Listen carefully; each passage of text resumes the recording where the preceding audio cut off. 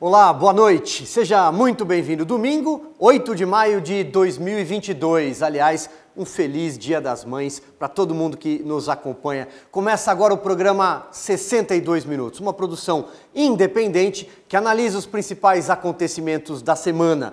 Um espaço para entrevistas, debate e opinião com liberdade. Seja muito bem-vindo você que nos acompanha pelo nosso canal no YouTube, @P62Minutos e também pela TV Jovem Pan. Eu sou o Silvio Navarro e divido essa bancada com a Rose Rocha.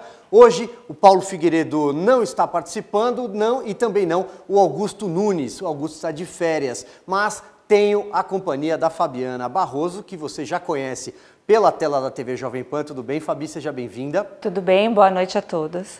E conosco também a deputada federal Carla Zambelli, aqui de São Paulo. Deputada, muito obrigado pela gentileza de estar aqui presencialmente no nosso estúdio. É um prazer, Silvio. Obrigada pelo convite e feliz Dia das Mães a todas as mulheres aí. Boa noite, Rose. Boa noite, Silvio, Carla, boa noite, Fabi. E boa noite também a você que está conosco nesse domingo e que já faz parte do nosso time. Os 62 Minutos deste domingo está repleto de assuntos polêmicos. E se você quer participar dando a opinião, é só mandar um recado pelas nossas redes sociais, Twitter, Facebook, Getter e Instagram no @P62Minutos. Se inscreva também no nosso canal e ative o sininho para receber todas as notificações do programa. Bom, vamos ao primeiro assunto de hoje, eu divido por etapas. Até onde vai a perseguição do ministro do Supremo Tribunal Federal, Alexandre de Moraes, ao deputado Daniel Silveira? Até onde vai a insistência em esticar a corda do embate com o presidente Jair Bolsonaro por causa das urnas eletrônicas? A cada semana, um novo capítulo. E agora, com um personagem que também vai escrevendo um triste capítulo da história, o presidente do Senado, Rodrigo Pacheco. Ele se recusa a cumprir o papel constitucional que lhe cabe de sequer chamar Alexandre de Moraes para ser ouvido. Eu começo aqui com a deputada Carla Zambelli. Deputada, quem vai parar Alexandre de Moraes? Quem deveria parar é o Senado, né? Mas infelizmente o Senado hoje tem um presidente que é covarde e que também tem vários favores ali que eles precisam ser cumpridos dentro do Supremo Tribunal Federal, naquele caso de Brumadinho. E também a gente não tem composição no Senado hoje que faça maioria frente às vontades do Rodrigo Pacheco. Eu noto o seguinte, que vários senadores querem, inclusive Eduardo Girão conseguiu assinaturas para poder trazer o Alexandre de Moraes para fazer a oitiva do Alexandre. Quem barrou ali foi o Rodrigo Pacheco. Então, assim, quem deveria fazer esse papel moderador a excesso de autoritarismo do Supremo Tribunal Federal deveria ser o Senado. E, infelizmente, a composição dele hoje não permite isso. É verdade. Rose? Esse excesso de invasão do judiciário, né, poder legislativo e executivo precisa parar mesmo. A sociedade, até quando, né, Silvio? Até quando a sociedade vai suportar esses abusos? Pelo menos pautar, já que o Senado é a única casa hoje no país que tem essa prerrogativa, pautar o impeachment de um ministro do Supremo Tribunal Federal. Simplesmente. Da vez passada, na legislatura passada, do antigo presidente, né, o Davi Alcolumbre, eu entrei com 7 pedidos de impeachment contra ministros do Supremo, de uma forma geral. Por vários motivos. E ele, antes de sair, ele arquivou todos eles. A gente tem um pedido de impeachment do Caio Coppola com mais de 3 milhões de assinaturas e o Rodrigo Pacheco não pauta esse pedido. Também não pauta esses 2 pedidos do Eduardo Girão, que tem assinatura suficiente para poder convidar o Alexandre de Moraes a falar sobre as questões, tanto do Daniel quanto outras questões que invadem a competência do Supremo Tribunal Federal. Eu tenho a impressão que Alexandre de Moraes está começando a se exceder de uma maneira que está incomodando outros colegas. A gente ouve falar isso em Brasília, né? E espero que isso realmente esteja acontecendo, porque eu acho que hoje, como a gente não tem Senado para isso, talvez só os colegas do Supremo é que poderiam dar uma segurada. Mas, infelizmente, a gente tem tentado fazer de tudo, né? Agora, por exemplo, a gente pautou o PL da anistia, estamos tentando assinatura para o regime de urgência. E esse PL pode corrigir algumas injustiças causadas pelo Supremo Tribunal Federal, causadas principalmente por Alexandre de Moraes, ali Barroso. Então, acho que essas duas peças, essas duas figuras têm agido contra a democracia do país, né? O Alexandre de Moraes hoje é uma clara ameaça à harmonia dos poderes. Você tem visto isso, porque ele alimenta, né? Ele alimenta essa rivalidade o tempo todo. Só essa semana, né, a gente estava comentando, acho que foram três medidas dele. Alexandre de Moraes determina recolocação da tornozeleira. Moraes manda a associação explicar financiamento de motociata do Bolsonaro.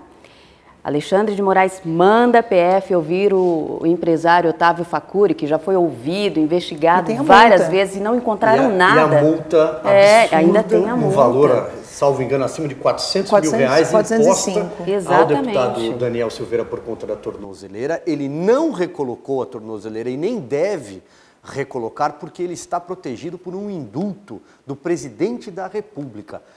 E aí, deputado, queria chamar aqui a Fabi para a nossa conversa também, que também tem um olhar jurídico, Fabi é advogada. Há um ponto, a Rose estava citando aqui algumas reportagens, né? São reportagens que a Rose recolheu do consórcio da imprensa. Então você vê que Alexandre de Moraes manda, o xerife determina, né? Aí a gente também dá um desconto para o consórcio da imprensa. Diga, Fabi. Isso está ficando muito preocupante, é ultrajante o que está ocorrendo. Veja, no domingo passado, a população foi às ruas para pedir justamente que a lei no país seja aplicada, que haja uma restituição da nossa própria Constituição Federal. O lado positivo disso é que as pessoas comuns estão entendendo como funciona o controle de constitucionalidade. E aí, Rodrigo Pacheco, eu como cidadã brasileira acima de tudo, né, depois eu sou advogada, eu tenho para dizer que é lamentável a quantidade de narrativas e essa sua gaveta deve ser tão grande que a gente fica indignado. Então, existe isso, existe uma ineficiência jogada na cara da sociedade que vai para as ruas e fica sem ser atendido, o que pode ser resolvido no próximo pleito eleitoral, mas até lá, como Alexandre de Moraes e os outros ministros, porque também não dá para colocar somente na conta dele, ele exagera, mas temos aí o próprio ministro Barroso, como já foi falado, o Fachin tem dado declarações, ao meu ver, completamente antidemocráticas, onde desrespeita, não é a figura do presidente Bolsonaro, mas é a figura do presidente institucionalmente colocado ali e que foi votado por 57 milhões de brasileiros. Então, o que nós estamos assistindo é algo de um Estado autocrático e espero que, de alguma forma, se os colegas lá tiverem uma conversa com Alexandre de Moraes, que seja pelo que até a maioria dos juristas dizem, pelo bom direito e pela manutenção da cidadania no Brasil. Deputada, queria que a senhora falasse um pouco mais do projeto da anistia, que a senhora, enfim, está construindo, já levou, né? Já levamos, já tem número, 1102 de 2022. O que a gente tentou nesse projeto? Corrigir as injustiças causadas pelo Supremo Tribunal Federal. Então, a gente coloca uma anistia por crimes de opinião, né, que não deveriam existir, mas crimes de opinião, das pessoas referentes à política, né? Então, as opiniões dadas referentes à política no âmbito do Código Penal, de ações penais causadas pelo Supremo Tribunal Federal ou outros, exceto com algumas exceções. Então, se a pessoa tiver cometido esse crime de opinião, mas também tiver dano ao patrimônio público ou privado, invasões de propriedade, agressão física, e não tem indulto, não tem essa anistia. Essa anistia valerá só para as pessoas que incorreram em crimes de opinião. E aí é de um determinado fato, né, que é esse fato, um determinado período. O período determinado dentro do projeto é de 1º de janeiro de 2019, que é quando o presidente entrou e quando começaram as investidas, né, contra bolsonaristas, contra conservadores, até 22 de abril de 2022. E essa anistia ela vai acabar também pegando pessoas da esquerda. Por exemplo, tem um procurador de esquerda que falou muito sobre o Janot, né? Sobre o Aras, que você falou em engavetador, eu lembrei do Janot, sobre o Aras, e ele estava respondendo uma ação penal. Então ele também seria anistiado, porque o crime dele também é de opinião política. Então, assim, tanto da direita quanto da esquerda, inclusive as opiniões antidemocráticas que o próprio Alexandre de Moraes deu, que o próprio Fachin está dando, Barroso, essas pessoas também serão anistiadas. Então, quando é um fato, um determinado período, todo esse período, e independente de lado, vão ser anistiados. Mas eu queria comentar uma coisa sobre a multa, que talvez o pessoal de casa não saiba. Vamos lá. Essa multa, eles determinaram um bloqueio de todas as contas do Daniel. E nós deputados, a gente tem duas contas, né? Quando a gente vira deputado, a gente tem que abrir duas contas na Caixa Econômica ou no Banco do Brasil, que normalmente sempre é uma conta salário, para você receber seu salário, e uma conta gabinete. Essa conta do gabinete, ela serve para você comprar passagens aéreas, para você pagar combustível, pagar o aluguel do seu gabinete, aluguel de carro, eventualmente. Tem gente que contrata segurança. É a cota, são mais ou menos R$30 mil por mês, que ali tem que estar todos os seus gastos, desde telefone, alguns cobram alimentação, até passando pelos gastos de passagem aérea, que é o maior gasto do deputado, é esse, passagem aérea. E ele bloqueou essa conta. Essa conta está bloqueada, ou seja, o Daniel não pode, por exemplo, comprar uma passagem aérea. Ele não está mais com cartão de crédito, ele não tem nada, e essa conta que é para ele exercer a função dele está bloqueada também. Então, eu acho que deve estar havendo um pedido, inclusive nesses dias aqui, vai ter um pedido para desbloqueio dessa conta, mas você vê, conta de provimentos, conta salário, acho que a Fabiana pode falar melhor do que eu, não deveria poder bloquear. Eu tive a minha bloqueada na semana passada, R$33 mil, tinha acabado de cair meu salário, bloquearam todo o meu salário e bloquearam também uma parte do empréstimo que eu tinha feito para pagar a conta. Isso não existe. Pela lei não está amparado. Isso é um absurdo. Não é porque você é um parlamentar, isso qualquer cidadão brasileiro não pode ter a sua conta. Isso em processo trabalhista, quem aí conhece direito trabalhista sabe, jamais. É um absurdo o que está acontecendo. Esse período de tempo, quem é que vai responder? Então, a gente está vendo, a gente está vivendo agora, estão tornando o Daniel um símbolo de todas as injustiças legais que estão sendo colocadas.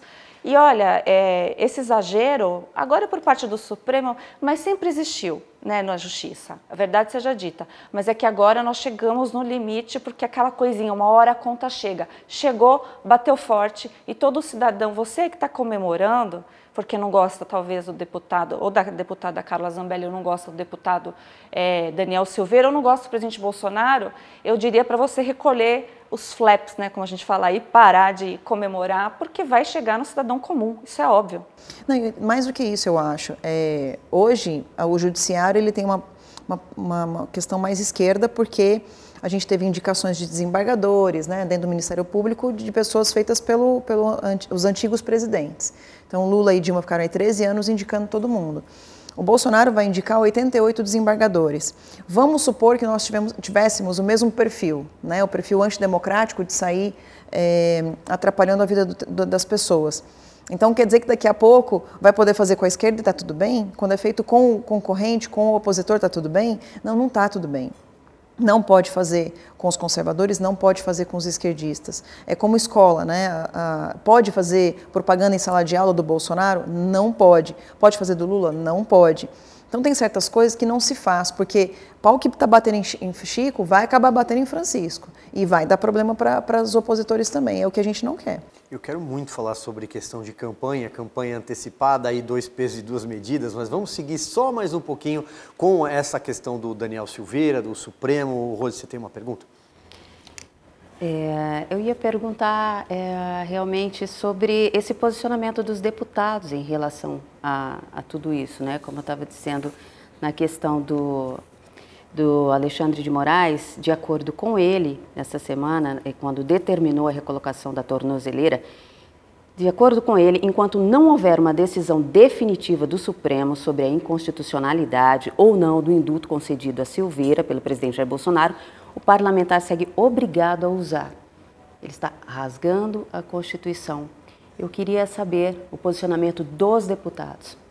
Olha, a gente encontra deputados que achavam que ele não tinha que ter tirado a tornozeleira para não esticar a corda com o Supremo. E a gente encontra os juristas, também deputados, mas os deputados juristas, que conhecem mais da Constituição e sabem que, uma vez dado o indulto, ele já está livre, né? A graça concedida pelo presidente Bolsonaro, ela pode ser concedida a qualquer pessoa por qualquer crime. Mas nessa declaração ele está Esticando a corda. Ele tá esticando a corda. Então, assim, aí ele manda colocar a tornozeleira de volta e agora dá uma multa. Porque, assim, quando ele vai colocar a tornozeleira, ele diz assim, não, ali eu vou incomodar. Agora, quando é multa, com bloqueio de bens, com bloqueio de contas, tá pegando no bolso do Daniel, entendeu? E aí a gente começa a olhar, é o que a Fabiana falou, tá transformando o Daniel num herói nacional. Ele só tá fazendo crescer o sentimento de empatia da sociedade para com o Daniel.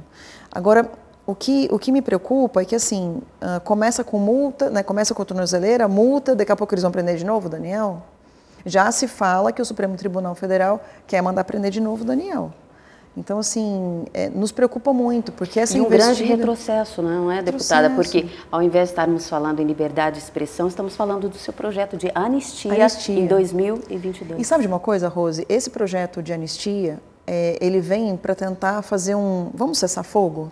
Né? Anistia-se as pessoas que tiveram esses problemas, vamos arquivar o inquérito do Supremo Tribunal Federal referente a fake news e a atos antidemocráticos. Já se viu que não houve ato antidemocrático nenhum, não fechamos nada, não quebramos nada, muito pelo contrário, nossas manifestações são pacíficas. E, de repente, e fake news, prova-se. Onde que está a fake news? Qual foi a fake news feita? Né? Então, eles falam em projeto de fake news sem nem saber o que é fake news, sem nem defender o que é fake news. Não existe definição. Definição de fake news, para mim, hoje é assim, ó, o que você falar e eu não concordar é fake news.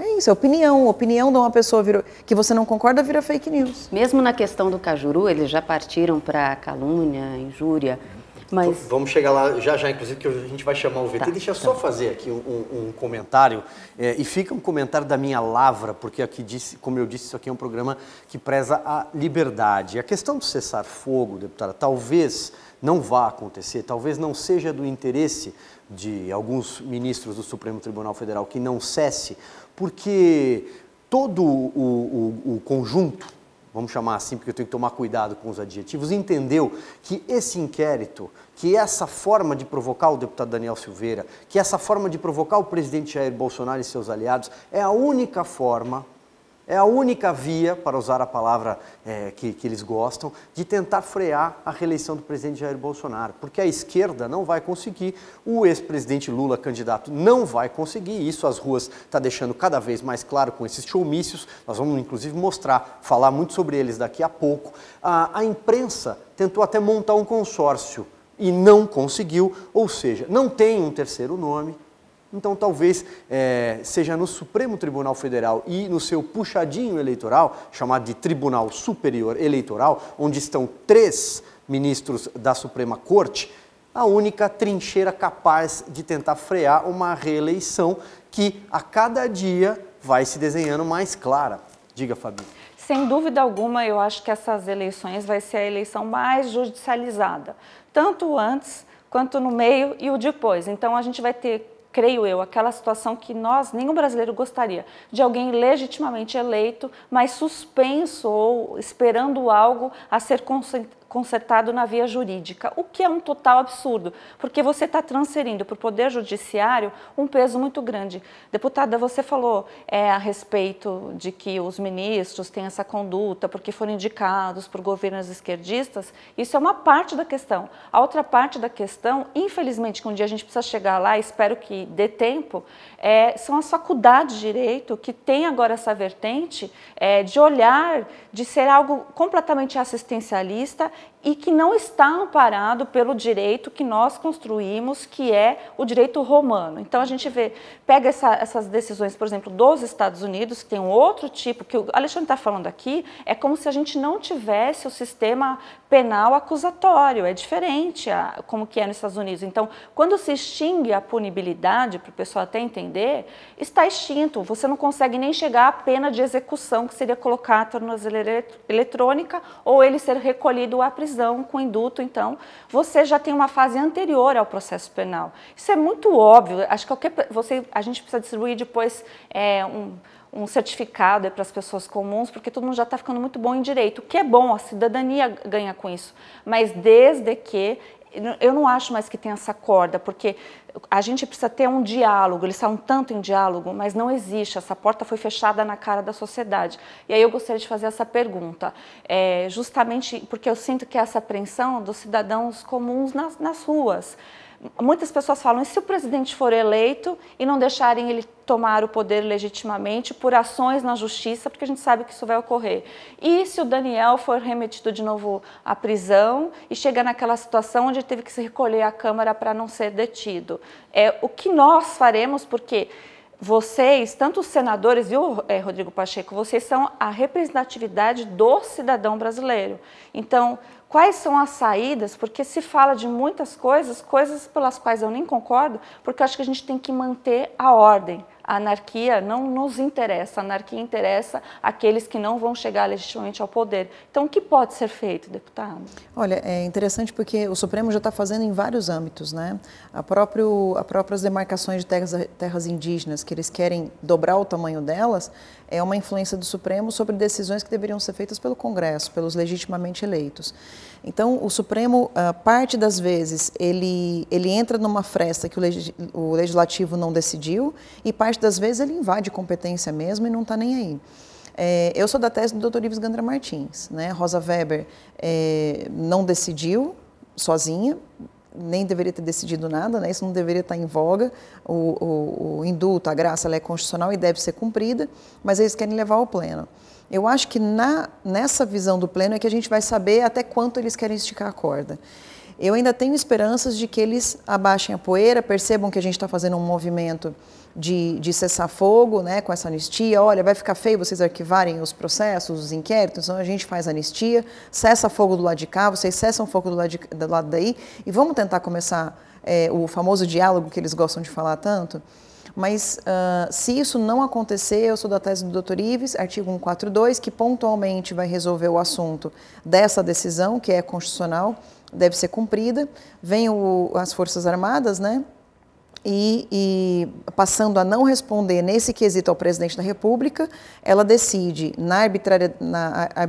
arbitrar, né, entre o presidente da República e o Supremo Tribunal Federal, ou seja, entre a graça e a decisão que eventualmente tomar o pleno do Supremo, se eles quiserem não fazer valer o indulto. Um poder moderador específico, isso, né? A específico, garantia da pontual. lei e da ordem numa causa pontual. Exato. Não é aquela coisa que as pessoas acham não que acha vai ter que um vai golpe, tomar o poder, vai ter golpe nenhum. nenhum. A intenção nem é desfazer o Supremo, não tem nada disso. É fazer a moderação ali para regarantir, né, garantia de volta da lei e da ordem.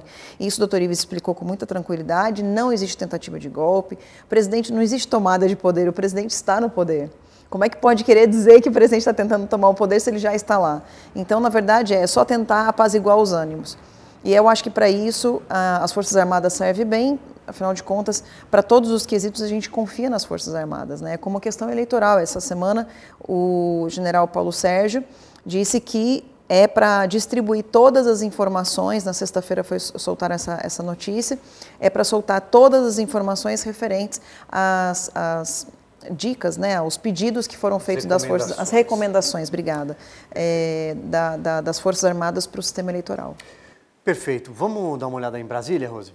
Vamos sim, vamos para Brasília. Nossa repórter fala sobre esse alinhamento do STF com o Senado. Fux e Pacheco defendem diálogo permanente. Berenice Leite tem os detalhes. As atenções nesta semana, sem dúvida, ficaram voltadas aqui para o Senado Federal. Tudo começou com uma visita do presidente da Casa ao STF. São conversas institucionais necessárias para o alinhamento entre essas instituições. O que posso dizer que senti é uma disposição de todos esses atores de um compromisso de pacificação, de respeito mútuo entre essas instituições, cada qual cumpre o seu papel, tem a sua importância constitucional, a sua importância legal. Então a conversa ontem com o presidente do Supremo Tribunal Federal, o ministro Luiz Fux, foi nessa linha. O alinhamento entre o STF e Senado é evidente, até porque a reunião entre os dois poderes foi acertada logo depois que o presidente Jair Bolsonaro concedeu o indulto de graça ao deputado Daniel Silveira.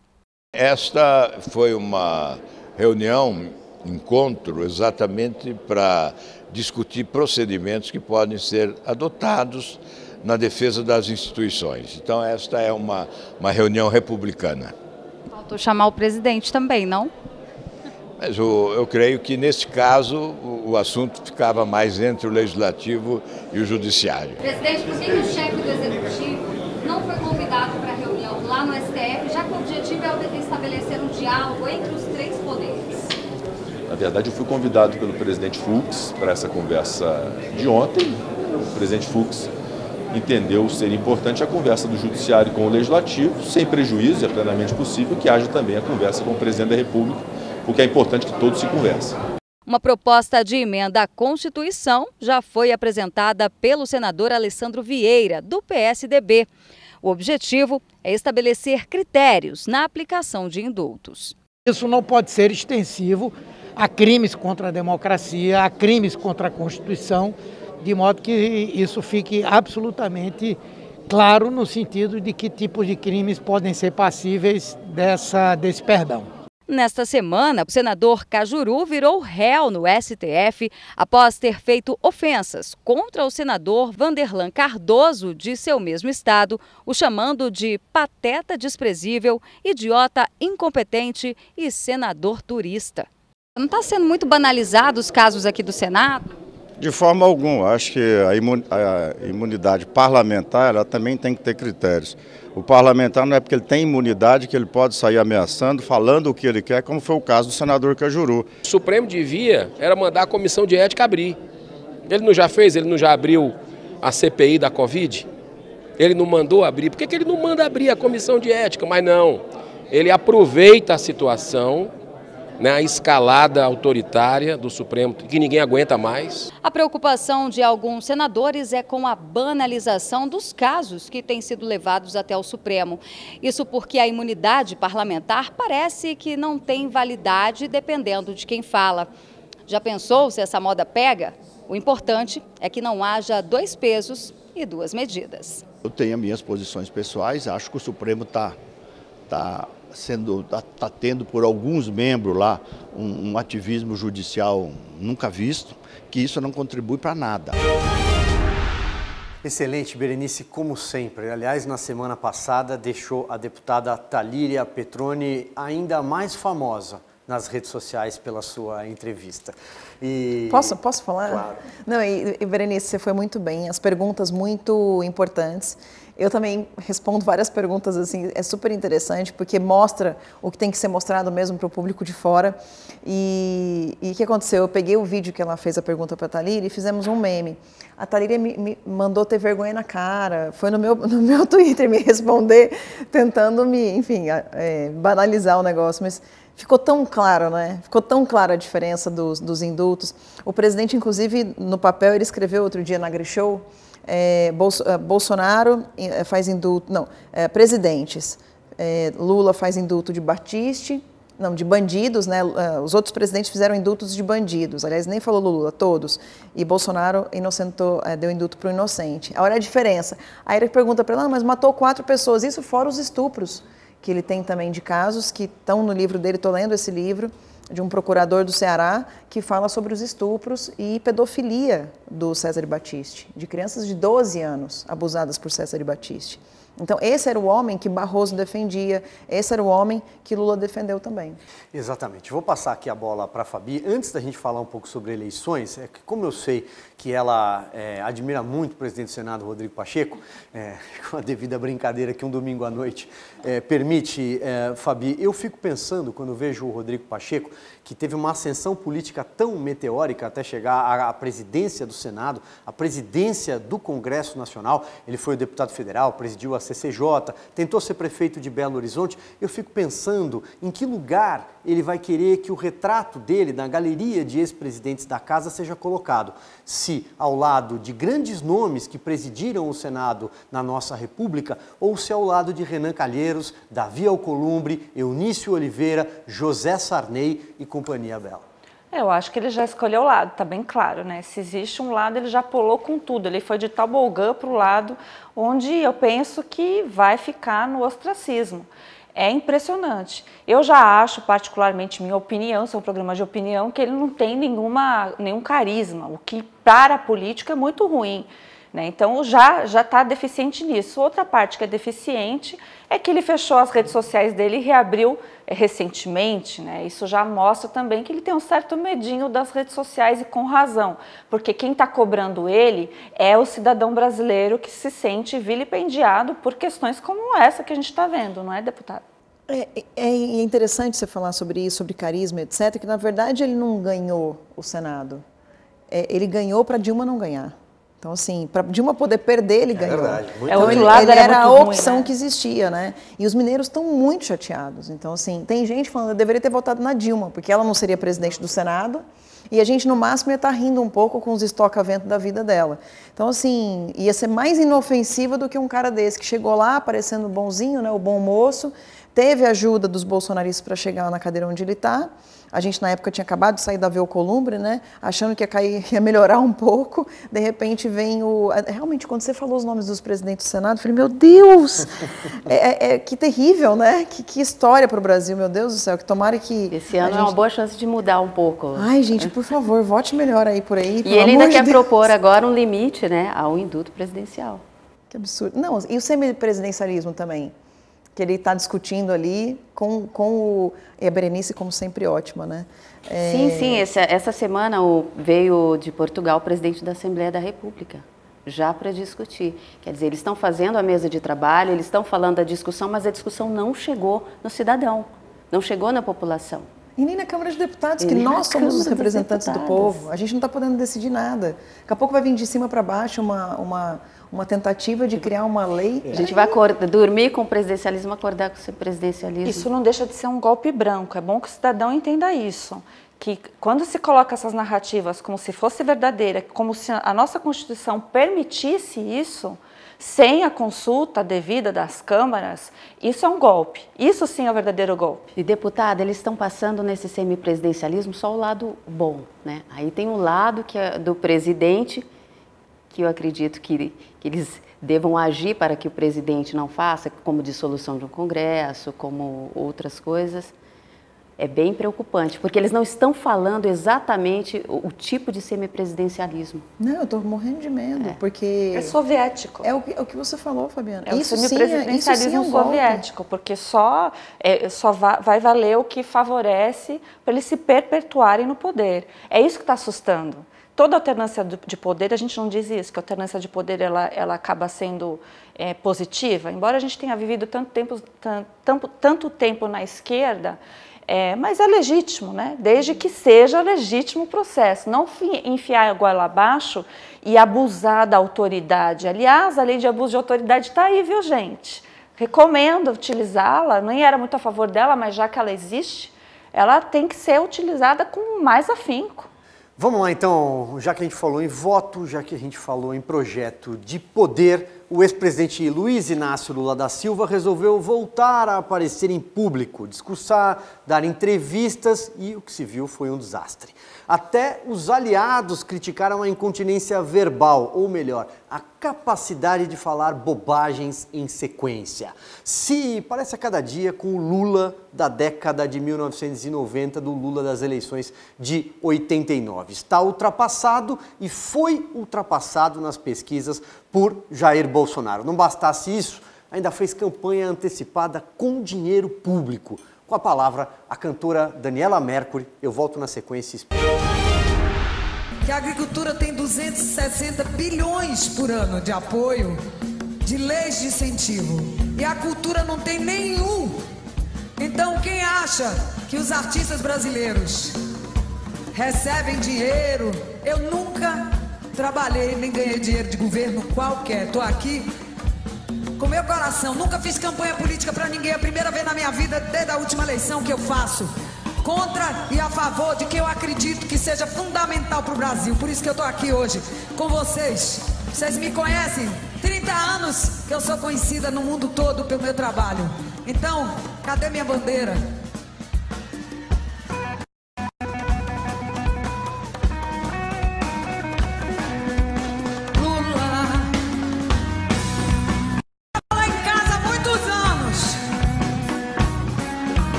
Muito bem, depois desse evento, esse foi o evento da esquerda a céu aberto, né? O 1º de maio, realizado na Praça Charles Miller, no Pacaembu, aqui em São Paulo, evento das centrais sindicais, surgiu a informação de que a Prefeitura de São Paulo teria desembolsado ou desembolsaria, porque se trata de compromisso de pagamento por meio de emenda parlamentar ao erário público aqui de São Paulo, R$100 mil. Esse pagamento já foi suspenso. Mas o fato é, e aí fica aqui a minha pergunta, deputado, e para a gente debater, a Fabi também conhece muito bem o caso, se isso não é campanha antecipada, eu não sei o que é? Também aliás, fica também o questionamento, não sei se alguém tem informação, se o senador Randolfo Rodrigues já recorreu ao Tribunal Superior Eleitoral para reclamar que se trata de propaganda antecipada. De jeito nenhum, né? Ele é o coordenador da campanha. Não só é propaganda antecipada aí, o showmício, como também ele pediu votos ontem, né? Eu estou entrando, inclusive, com uma denúncia no Tribunal Superior Eleitoral, porque ele disse, aperte o 13 e tal. Então, assim, ele está fazendo campanha antecipada descarada. Eu acho que ele está ou ficando gagá, ou eu acho que ele parou de ouvir o Zé Dirceu. Porque dá a impressão que esse é o Lula que todo mundo conhece, né? Esse é o Lula que sempre existiu e que virou Paz e Amor em 2002, mas ele era aquilo ali. Ele é esse cara que a gente está vendo, né? E ele foi um desenho ali do marqueteiro, como é que chamava o marqueteiro? João... Primeiro o Duda Mendonça, depois o do Petrolão é o João Santana. João Santana, porque o João Santana que transformou ele no Lulinha Paz e Amor, né? Então tinha o Dirceu e o João Santana, junto também com o Duda, para poder transformar esse Lula aí que a gente está vendo, da década de 90, né, como você disse, no Lulinha Paz e Amor que venceu em 2002. E eu tô achando ótimo que ele está fazendo isso, porque está mostrando quem ele realmente é. Eu ficava com medo quando ele se mostrava aquele Lula paz e amor e não mostrava quem ele é. Agora ele está começando a falar de aborto, que a classe média não pode ter mais de uma TV, que tem que limitar as coisas que a classe média compra. Falando que se resolve uma guerra onde pessoas estão morrendo, é uma coisa muito séria. Regulamentação no boteco, da mídia. Regulamentação Revogação da mídia. da lei trabalhista, que essa parte é inenarrável, o prejuízo que isso causaria. Revogação da reforma previdenciária. Da reforma previdenciária, acabar com o teto, acabar com os clubes de tiro, né? E aí tem gente que acha que não, mas tem um projeto do Newton Tato de 2021 para acabar com os clubes de tiro. Ou seja, tudo isso que a gente ganhou de liberdade nesses 3 anos e pouco do governo Bolsonaro, e que inclusive se refletiu na queda de homicídios, a gente vai perder se o Lula for reeleito. Pois bem, acho que isso não vai acontecer, mas enfim, diga, Fabi. Eu espero assim, primeiro em relação a esse problema aí com a Daniela, é importante falar que o processo administrativo está cheio de irregularidade, espero que o prefeito Ricardo Nunes responda e de forma coesa, porque as declarações que ele deu até agora, ele mesmo não viu ali, a verba saiu da Secretaria da Cultura, ainda não saiu porque foi suspenso, mas para o pessoal entender, é emitida uma nota que é paga depois de 30 dias e tem outras irregularidades ali administrativas, né? E aí a gente vê outros valores também, tá? Não foi somente para Daniela Mercury, tem outros artistas também, mas aí a hipocrisia dela dizendo que ela não estava fazendo campanha, que ela não recebia dinheiro público, e aí fica aquela coisa, né? Artista que já foi cara pintada e agora quer se renovar, e aí vai nessa, e ficou um pouco... Acho que o melhor e importante, o recado foi que a verdade é uma coisa chata, que insiste, passa pela única fresta que tiver e acaba aparecendo. E nesse caso apareceu muito rápido, mas em relação ao crime eleitoral, ele ocorre. Não importa se tem verba pública ou não. A verba pública deixa mais imoral, mais grave e mais problemático, mas é a questão que os marqueteiros do Lula estão com um certo problema, porque ele não entendeu que ele está em pré-campanha. Quando ele lembra, aí ele falou, policiais, vocês são legalzão, viu? Fiquei com vocês lá na PF, obrigada por ter cuidado de mim, vocês não são tão ruins. Então é muito conveniente o discurso. E aí faz com que as pessoas, espero aí você, cidadão de bem, que esteja ouvindo direito o que ele está falando. E quando ele fala que policial não é gente, né? Então, ele falou que policial não é gente, depois fala que policial é bonzinho.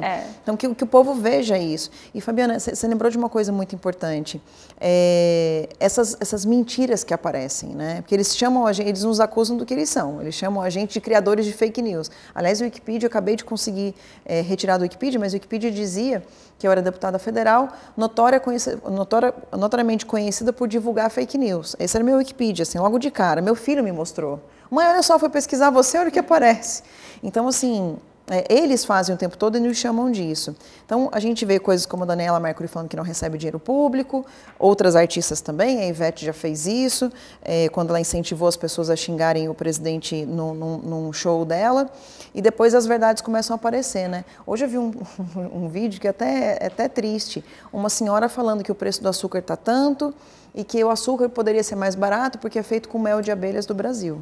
Então, assim, essa ignorância do povo, que infelizmente é usado de massa de manobra para poder trazer voto para a esquerda. Né? E é um recurso público que poderia estar indo para a saúde, creches, até alguns projetos escolares. Por isso que vale a pena lembrar o nome dos vereadores que pediram aí o recurso. Sidney Cruz, Alfredo Alves Cavalcante e Eduardo Suplicy. Aliás, o Suplicy estava lá, o Suplicy foi a esse 1º de maio, cantou, como nos tempos da tribuna do Senado, ele quis cantar Bob Dylan, né? O Suplicy continua, agora é vereador na cidade de São Paulo. Quando a gente fala sobre o Lula, especialmente essa questão de segurança pública, a deputada lembrou muito bem aqui a fala dele, né? Que o Bolsonaro não gosta de gente, que policial não é gente e por aí vai. Vamos relembrar o que é que ele pensa, por exemplo, sobre um dos crimes mais corriqueiros, infelizmente, hoje, aqui no coração do maior estado do país, na cidade de São Paulo, que é o furto de celular. Vamos lembrar, a internet não esquece. Eu não posso ver mais jovem de 14, 15 anos assaltando e sendo violentado, assassinado pela polícia, às vezes inocente, ou às vezes porque roubou um celular. Pra quem rouba celular pra vender, pra ganhar um dinheirinho. Depois vão pro bar tomar cerveja junto. E aí, olha só, ao mesmo tempo em que a gente exibia a fala do Lula no canto superior da sua tela, no canto de baixo, aquelas imagens tristes de um jovem que foi assassinado à bala aqui na cidade de São Paulo, justamente pelo furto, pelo roubo de um celular.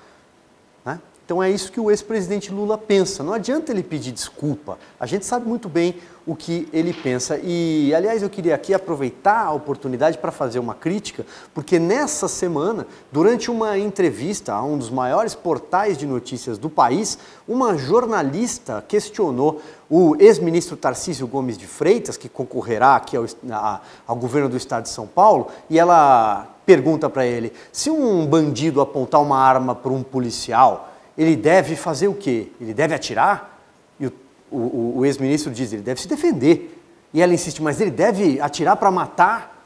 Ora, quem aponta uma arma para um policial militar está desafiando a lei, está desafiando a ordem, está desafiando o Estado. Bom sujeito não é. E aí o policial deve fazer o quê? E aí a gente vê o Lula com essas falas. Não, e ver também o Rodrigo Garcia fazendo a Operação Sufoco aqui no estado de São Paulo, né, em que ele determina o seguinte, que os policiais militares e civis terão que dobrar a sua carga horária recebendo no dia de folga. E aí você acha assim, nossa, que bom, né, o Rodrigo está sendo bonzinho porque ele está aumentando o valor do salário do policial. Agora, escuta só essa, tenho conversado com vários policiais que agora não podem mais falar nada porque o comandante colocado pelo Rodrigo Garcia os proibiu de se manifestar de qualquer forma, e vão sofrer represálias se o fizerem, mas eles têm deputados, enfim, pessoas com quem eles podem conversar para que traga para vocês as realidades. E diz o seguinte, principalmente o comandante da Polícia Militar, se o policial não quiser fazer essa dobra, não quiser receber por isso, ele é chamado para trabalhar da mesma forma sem receber nada. Então, esse é o comando da polícia que Rodrigo Garcia colocou, o poste do Dória colocou, porque nada mais é do que ele é um poste, e em momento nenhum ele fala sobre retirar as câmeras dos policiais para poder dar mais retaguarda jurídica para o policial, em momento nenhum ele fala que o auto de resistência seguido de morte é uma defesa do policial e por isso trazer mais retaguarda jurídica para o policial, em momento nenhum ele fala de direitos humanos para policial, coisa que o governo Bolsonaro está fazendo, um programa geral de direitos humanos para os policiais, programa Pra Viver, que foi desenhado junto com a Major Fabiana do Rio de Janeiro, deputada federal pelo Rio. E, em momento nenhum eles falam sobre ajudar, sobre combater o PCC. Quer dizer, tem a cara de pau de pegar o policial e tratar dessa forma, mas não tem a capacidade de, olha, eu vou dar mais recurso, eu vou defender, eu vou aumentar o orçamento, vou contratar mais policiais. Aqueles que quiserem dobrar o turno, ótimo, que bom, às vezes precisa, porque o salário daqui de São Paulo é o menor salário dos policiais militares de todo o Brasil. O estado mais rico tem o salário mais pobre para o policial, enquanto ele está defendendo as suas vidas ali. Então, assim, cadê a retaguarda jurídica? Cadê mais contratação de policial civil, militar? Na Polícia Civil a gente está com um déficit de 15 mil homens. Na Polícia Militar eu nem tenho ideia, porque as pessoas estão se aposentando e não se abrem novos concursos. E eles estão recebendo uma miséria para poder defender a sua vida, a nossa vida, com a própria vida. Eu sou marido de policial. O meu marido é coronel da Polícia Militar do Estado do Ceará, já tomou 5 tiros, fora os tiros no colete, né? Ele tem inclusive uma bola nas costas por um tiro de colete de 40 bem próximo que ele tomou nas costas, e mais outros tiros que ele tomou no colete também, e 3 facadas. Derramou sangue para poder defender a população. E assim, o que se faz por essas pessoas? Nada. Se matar um bandido, vem perguntar, ai tadinho, matou até ser o seu irmão, até seu irmão ser aquela pessoa que está no chão ali porque foi roubado o celular dele. Aí pode ser que eles pensem. E outra coisa, hein, Silvio? O Lula, enquanto isso, está com segurança com metralhadora para defendê-lo. Muito bem lembrado. Né? Fecha clube de tiro, mas coloca um segurança com metralhadora para me defender. No meio da rua. No meio da rua. Exatamente. Aliás, neste evento que a senhora está dizendo, foi mais um evento de campanha antecipada do ex-presidente Lula no interior de São Paulo nessa semana. Estava ali, como a deputada lembrou, escoltado por seguranças com fuzis. E nesse evento, o candidato ao governo de São Paulo do PT, o ex-prefeito Fernando Haddad, ainda discursa, você pode encontrar facilmente esse vídeo nas redes sociais, e ele diz assim, olha, porque o ex-presidente Lula estava passando por aqui e 6 pessoas foram falar com ele. Puxa vida, hein? Qualquer outro vídeo do presidente Jair Bolsonaro visitando o país, seguramente tem algo mais do que 6 pessoas. Você queria falar, Falou? Porque aí teria uma 7ª pessoa que escreveu ali, a faixa da pessoa, estava escrito Lula lixo, e aí esse pessoal aí altamente equipado, né, com umas metralhadoras que realmente assustam, tirou a faixa para não dar nem chance. A democracia democracia da esquerda, super democrático, super assim, do diálogo, né? Vou dialogar com essa pessoa na faixa. O que é importante saber aqui, que esse presidente, existe uma condição aí do Estado que fornece, sim, toda a assistência. O aparato de segurança é obrigatório. Perfeito, mas tirar faixa daquela forma e fazer outros atos, você tendo uma conduta como se polícia fosse ativamente, isso está completamente errado. Uma coisa é você proteger se alguém vier atacar, a outra coisa é você ter o fator ativo. Então, até linka nessa questionamento aí da jornalista da UOL, que fica a dica para ela, se um bandido apontar a arma para ela e ela supostamente tiver um segurança armado com ela, porque eu duvido que não tenha, ela fale para o segurança dela andar em zigue-zague para ver se adianta, porque praticamente acho que era essa a resposta que ela queria do pré-candidato Tarcísio aqui de São Paulo.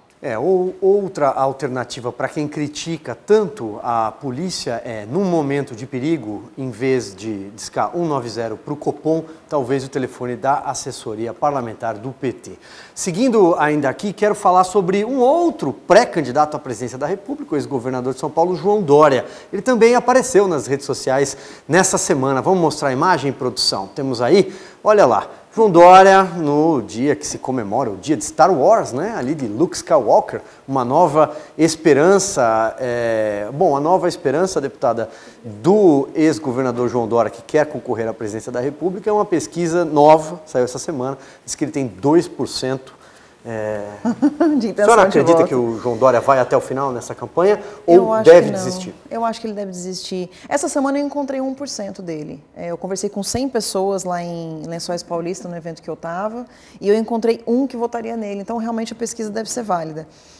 E você viu ele na Grishow, semana passada? Gente, na Grishow, eu até coloquei o vídeo com cri, cri, cri, cri no fundo, porque não tinha ninguém, só tinha assessor dele. E agora os assessores diminuíram porque ele saiu do governo do Estado. Quando ele, por exemplo, disse que começou a me chamar de fascista, golpista, e todos os istas que eles têm, né, negacionista, que ele gritou num evento de entrega de casas verde e amarela promovidos pelo governo Bolsonaro, quando eu estava discursando e ele me faz isso, né? Eu parei, olhei para ele e pensei assim, gente, o que a gente responde numa hora dessa para um sujeito desse, né? O cara é governador do estado de São Paulo, gritando com uma mulher no meio do discurso dela, sendo que ele é o último a discursar. E aí a gente percebe o seguinte, quando eu voltei a falar, algumas pessoas vaiaram. Você olha quem são? Todos de terno vaiando. São só os assessores dele. É isso que se resume o Dória, né? Ele é um cara que consegue ser, assim, que todo mundo deteste ele. É o pessoal que carrega essa espada aí, estamos com a força. Gente, que coisa ridícula. Aliás, é dia das mães, né? Ô mãe, me perdoa pela senhora ver essa cena bem hoje, no domingo, dia das mães, tá bom? Minha mãe deve ter fechado o olho. Deputada, aqui no estado de São Paulo, já que a gente está falando do ex-governador João Dória, a senhora acredita que o afiliado político dele, o Rodrigo Garcia, que assumiu o cargo, aliás, o Rodrigo Garcia tenta a todo momento se distanciar da imagem do João Dória. Mas o cenário aqui em São Paulo deve repetir o cenário nacional, com Tarcísio e o Fernando Haddad, um cenário polarizado entre o campo do presidente Jair Bolsonaro e o campo do PT. Embora tenha a máquina na mão, que é um jargão muito comum, né, no jornalismo político, inclusive, o Rodrigo Garcia tem alguma capacidade de embaralhar esse jogo de alguma forma? Eu acho que ele tem mais capacidade do que o Dória, porque ele é uma pessoa agradável no trato do dia a dia, exceto comigo uma vez, depois eu conto. Mas ele é uma pessoa que tenta ser agradável. Eu vou ter que contar. Mas assim, na entrega do cargo do Dória para ele, 610 prefeitos estiveram presentes. Então eles têm muita entrada com os prefeitos, porque lógico, está jorrando o dinheiro que sobrou em São Paulo, porque o governo federal mandou muito dinheiro, mas eu vou contar. Em 2015, eu, Luiz Felipe e outras pessoas sentamos com o Rodrigo Garcia, né, era do DEM na época, para poder falar da política daqui de São Paulo. E aí o pessoal estava querendo lançar meu nome para ser vereadora em 2016. Eu estava no movimento nas ruas desde 2011. E aí a gente sentou com ele, o pessoal, não, porque a gente queria apresentar um nome e tal. E na reunião eles falaram, a Carla Zambelli. Aí eu olhei assim, tipo, eu não queria ser vereadora e não pensava em entrar na política naquela época. Eu tinha um trabalho excelente na KPMG. E aí ele me vira e fala assim, você é quem? Eu falei, Carla Zambelli. Aí ele falou, eu nunca ouvi falar de você, você vai ter que comer muito arroz com feijão e farinha para entrar na política, minha filha. Você comeu então, né? Comi. O prato foi feito, viu? PF. Ele é meio assim, então ele é um cara de trato difícil, assim, pelo menos eu acho. E aí tá, lógico, ele sabe fingir bem, com aquela carinha de bom moço dele, e acabou trazendo os prefeitos para ele. Mas eu tenho a impressão, Silvio, que a política hoje não é mais a política velha de você fazer política com prefeitos. Os prefeitos... Aliás, o PSDB filiou vários aqui no estado, justamente pensando nisso. Nisso, exatamente. E eles foram, e muitos têm falado comigo o seguinte, eu estou no PSDB, eu estou aqui conversando com o Rodrigo Garcia, mas eu sou Tarcísio. Eu só vou esperar, assim, chegar um pouco mais perto da época da eleição, e eu acho isso lindo, olha que amor, para poder o Rodrigo Garcia mandar dinheiro para a minha prefeitura, porque a gente precisa, mas aqui a gente vai votar Tarcísio. Então... Sinto muito, Rodrigo. Eu acho que você vai repetir ali, talvez não 2%, mas 5%, 6%, talvez se repita. Essa polarização eu acho que vai ficar entre Haddad e Tarcísio mesmo aqui no estado. Perfeito. Olha só, vamos tratar de mais um assunto, então, aqui no nosso programa. Nos Estados Unidos tem aí um tema que andou sacudindo o noticiário, que é uma mudança na lei do aborto. Eu sei que tanto a deputada Carla Zambelli quanto a Fabi e a Rose acompanham muito bem o tema.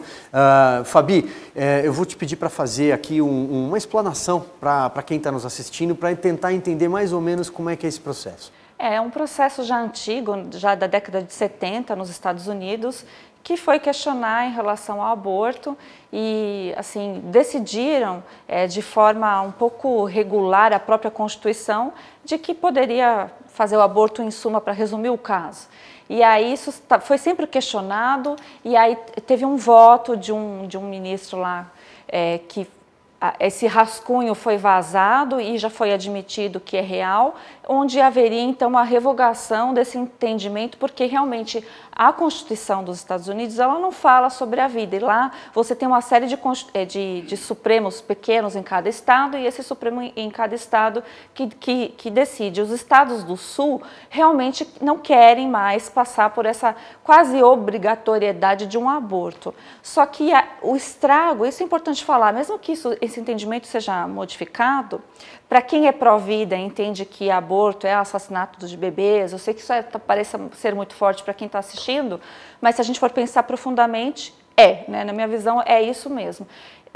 Vários bebês já foram sacrificados por um entendimento da aristocracia americana nesse sentido e que não tem como ser reparado. Então, eu acho que é algo grave que tem agora como ser sanado. Espero eu ainda que isso seja algo que depois as justiças do mundo inteiro acompanhem, porque você vai pôr como política pública algo que é muito complicado e realmente aponta ali é o sacrifício da criança, que não deixa de ser um inocente. Deputada, queria então um comentário final sobre esse assunto da senhora. Eu tive na Marcha pela Vida lá em Washington, né, na última Marcha pela Vida agora no começo do ano.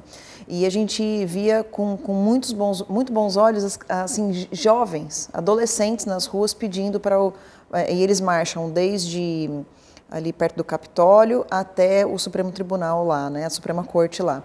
Ninguém é preso lá? Ninguém. Ah, que bom, pela opinião. Não, e inclusive a marcha termina lá e eles ficam ali na frente fazendo várias manifestações e tal. É um pessoal mais católico e protestante, né? Os protestantes e os católicos é que acabam liderando isso. E eu fui no Capitólio de manhã fazer um discurso, né, pelo Brasil. Inclusive, acho que fui a primeira deputada a discursar dentro do Capitólio para 40 congressistas, e tinham congressistas ali do Democratas, né, que são contra o aborto e queriam também a mudança da lei na Suprema Corte. Então a gente vê que os Estados Unidos, inclusive muitas pessoas arrependidas de terem votado no Joe Biden, mas bastante entusiasmadas com a possibilidade de mudança do entendimento da Suprema Corte, porque alguns membros foram trocados pelo Trump. Então isso é um reflexo também do governo do Trump, que a gente vai sentir daqui a alguns anos na nossa Suprema Corte, né? Então a gente vê se repetir o que aconteceu lá se repetindo aqui. Se Deus quiser, o ano que vem a gente vai ter mais 2 trocas, né, para conservadores, e o jogo começa a ficar mais equilibrado com pessoas, não conservadores, mas pessoas que são constitucionalistas versus os que querem rasgar a Constituição. Deputada, antes de me despedir da senhora, eu me comprometi com a nossa audiência de que perguntaria se a senhora vai concorrer ao Senado na eleição desse ano. Ai, já saiu, que assim, eu tinha mantido isso sob sigilo, porque eu tinha mandado uma mensagem para a Janaína Pascoal em 11 de abril. E parece que essa mensagem acabou vazando, a informação acabou vazando. Eles disseram que a pessoa que ia concorrer ao Senado, junto com o Tarcísio, o plano B dele, se o Datena não vier, porque ele costuma desistir, se o plano B não funcionasse, a Janaína seria o plano B. E alguém do Planalto entrou em contato com o Metrópolis para dizer que não, que o plano B do Bolsonaro sou eu. E aí, realmente, a gente conversou algumas vezes sobre isso. Eu tinha opinião e ainda tenho, que a gente não pode, tem que tomar muito cuidado para não dividir votos, porque o Senado não tem segundo turno. Então, minha preocupação sempre foi não dividir votos com Janaína Pascoal e outros candidatos que venham e acabar entrando num Suplicy da vida. Mas eu não posso esconder, e também falei isso para o repórter, que o Senado sempre foi a minha ideia, né? Sempre foi meu sonho. Porque minha briga desde o movimento nas ruas, com os bonecos gigantes, é com a questão dos ministros do Supremo Tribunal Federal. Na verdade, não com eles, pessoa, e nem com a Suprema Corte, mas sim com o fato de eles cometerem tantas arbitrariedades. Eu acho que a gente precisa de um Senado que realmente funcione como poder moderador do Supremo Tribunal Federal. E aí, assim, está dependendo do Datena desistir, porque ele realmente é um aliado importante, porque ele tem 30% dos votos em São Paulo, então é um aliado importante para a campanha do Tarcísio, mas como ele sempre desiste, se isso acontecer, aí talvez eu venha assim. A gente tem que só observar as pesquisas, se realmente tiver chance, se não for acabar dividindo. A senhora teria o apoio do presidente, do Tarcísio? Presidente Bolsonaro, sim. O Tarcísio e eu não conversamos sobre isso, né? Essa matéria deu que o plano B dele seria a Janaína, então ainda nem acabei conversando com ele. A Janaína disse que não vai desistir, né? Disse que, enfim, continuamos amigas. Para mim é muito ruim concorrer com ela, porque eu gosto muito dela, acho ela uma pessoa preparada. Mas eu acho que o presidente precisa de uma pessoa que não oscile, uma pessoa leal a ele dentro do Senado para combater essas questões e poder votar com o governo. E ela justamente fala o contrário, que São Paulo precisa de alguém independente, que vai bater no presidente quando precisar, como ela fez esses anos aí como deputada estadual. Então, apesar de gostar dela, achar que ela é uma excelente deputada estadual e achar que ela é muito bem preparada, né, juridicamente para o cargo, eu assim, tenho esse sonho já há muito tempo. A minha ideia era vir em 2026, mas se acontecer da pesquisa, né, ir para esse campo, aí talvez eu vá sim. Mas por enquanto eu sou pré-candidata a deputada federal. Muito bem. Deputada, muito obrigado mais uma vez. Eu que agradeço. Gentilmente atendeu o nosso convite e veio aqui ao estúdio dos 62 Minutos. Muito obrigado. Obrigada, Silvia. Obrigada, Rose. Prazer te conhecer. Estou sempre com você, então. Muito obrigada. Rose, já de olho no relógio, olha no pique. Vamos ver o que tem nessa semana em Brasília? O nosso programa está quase chegando ao fim, mas vamos ver a agenda de Brasília. Nesta semana, o Supremo Tribunal Federal vai julgar uma ação da Procuradoria-Geral da República que pretende derrubar o uso do bafômetro, isso nas ações de lei seca pela polícia, e o argumento é de que as pessoas não precisam produzir provas contra si mesmos. E ainda na quarta-feira está marcada uma sessão no Supremo Tribunal de Justiça, onde serão definidas as listas tríplices dos desembargadores candidatos às vagas na Corte da Cidadania. Essas vagas são decorrentes da aposentadoria de ministros. Já que no Congresso, o Senado Federal convocou representantes de 2 redes de fast food para colocar em pratos limpos os casos de propaganda enganosa em relação a sanduíches. Pois é, como se não bastasse estarmos vivendo aí na era das fake news, agora temos também sanduíches fakes. Eu volto com vocês aí no estúdio. Muito bem, vamos então agora àquele momento em que a gente abre espaço para você que fez esse programa com a gente na noite de domingo. Vamos lá, vamos dar uma olhada nas participações que chegaram pelo Instagram, pelas redes sociais, Twitter. Olha só, Cabo de Paula, meu amigo Cabo de Paula mandou aqui uma mensagem, mais uma imagem, Rose? Vamos, é o Max Patriota. Parabéns pela credibilidade do programa. O que mais chegou pelo Instagram? Vamos lá, mais um. Esse é o Márcio de Freitas Matos. Obrigado, tem até ali ó, uma figurinha batendo palma. Mais um. Próxima imagem. 62 minutos. Uhul. Olha só que legal, Fabiola fez até ali com áudio. Rose, vamos lá. Agora eu só assisto filme depois do programa de vocês. Obrigado, Márcio Trindade, muito obrigado pela lembrança. Olha aí, e o Alexandre falando baita programa. Valeu, Alexandre. Vamos pro Twitter. Seguindo, mensagens em texto, a Lucy escreveu: continuando a assistir, quantas informações sérias e compromissadas, isso sim é jornalismo. Obrigado, Lucy, te espero na semana que vem. Mais um tweet da Ivete Plácido: não sou robô, olha só, adoro o programa, nível de primeiríssima qualidade. Agora tem que avisar, né? Agora a gente tem que avisar, é verdade, Rose. O Fernando Monserrat, excelente programa, assisto aqui da Califórnia pelo YouTube, olha só, aos domingos, é verdade, muita gente nos acompanha no exterior, um abraço para todo mundo que está aí. Nelson Marins, o grande problema é o suporte e a blindagem que a velha imprensa dá a esse atual STF, é fato. Falamos muito sobre o consórcio aqui, Nelson. São dias tristes. Rosa Maria Sampaio, todos os brasileiros querem o voto auditável. Também falamos sobre isso em relação ao TSE neste programa.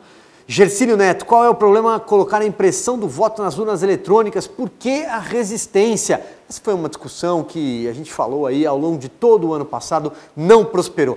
É isso, muito obrigado a você que nos acompanhou. Domingo que vem a gente está de volta, obrigado pela sua companhia, obrigado pela sua audiência e Fabi, muito obrigado também por estar aqui com a gente. Vou deixar um convite para você participar mais vezes. Vamos embora, Rose? Vamos sim. 62 minutos cravados, não dá tempo para mais nada. Tchau, tchau.